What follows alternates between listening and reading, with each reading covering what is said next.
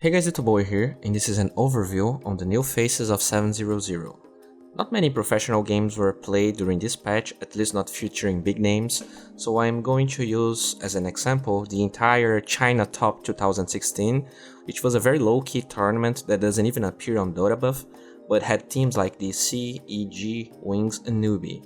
I'm also going to use the WCA Final Series since these games were played sometime after launch, and I feel like pro players were more aware of the changes and how to adapt to them. The first big name is definitely SLARDAR. He was pretty much picked or banned every game.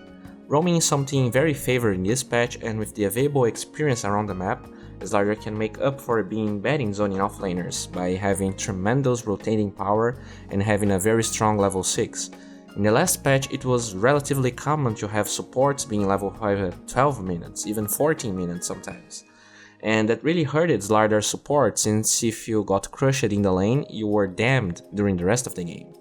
This is hardly the case anymore, and this is probably why SLARDAR shifted from the offlane to the support role. Another easy argument for teams to prioritize him is how much Roshan was buffed, making him a very easy way to deal with it.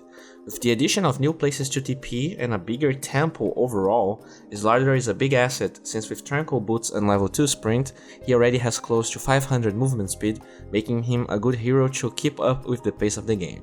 Visage was a clear winner of this patch, receiving buffs on everything from its passive to the birds. In this patch, the hero was picked with and without draw, having relative success, but since not a lot of games were played, it's kinda hard to draw conclusions if the hero is viable or not.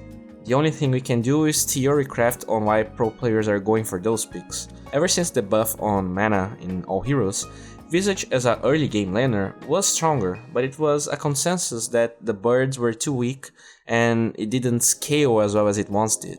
With that mana bonus from an older patch and all the new buffs, Visage seems to be viable and pro players are experimenting with it.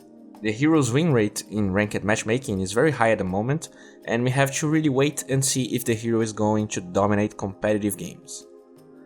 Dark Seer was not unheard of in competitive, but the changes definitely favor him. The main one is based on illusions. The overall consensus seems to be that illusions were nerfed, and that's true if you are a hero that spawns illusions constantly. But unlike illusion heroes, Dark Seer doesn't spawn a lot of them, so the fact that they give experience and gold is meaningless. But since illusions benefit from attack speed bonuses and also benefit from auras they once did not, like Precision Aura and Essence Aura, he is stronger than he was. Especially in the late game, those Dark Seer illusions hit for a lot now. The fact that it also slows for 75% instead of dealing a constant damage is definitely a mid and late game buff to the hero. That's not only it though. With the addition of bounty rooms, shrines, and those camps, he can farm even faster than he did before, hitting item timings like Mechans, Blink, and Pipe faster, which synergizes well with the high octane tempo of Dota right now.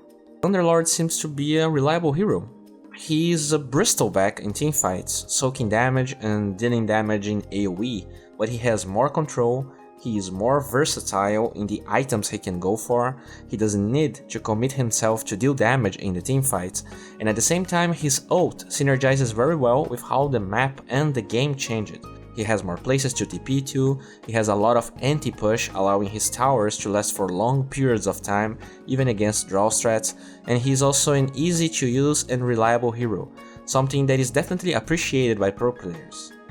While the changes to Pit of Malice are definitely a nerf, considering that it went through BKB, it is also a very annoying spell now.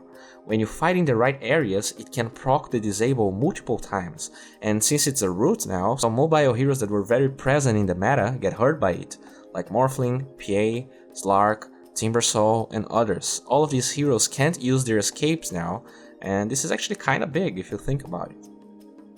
Well, this wraps up for today. If you enjoyed this video, please guys give it a thumbs up, it helps a lot.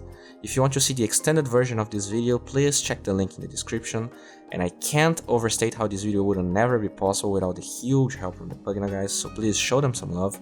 And if you're new to my channel, subscribe to it. I'm making videos like this almost every day, and I'm sure something here will spark your interest. His ability to roam and ward early on is top tier.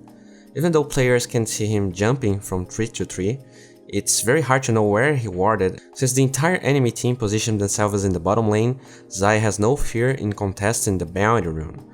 To be honest, this clip was right in the beginning of the patch, so considering CK had vision of exactly which tree Zai jumped to, since those trees have a good distance between each other, he could have used his tango to cut the tree close to the rune spawn. So well, that's on him. But watch this.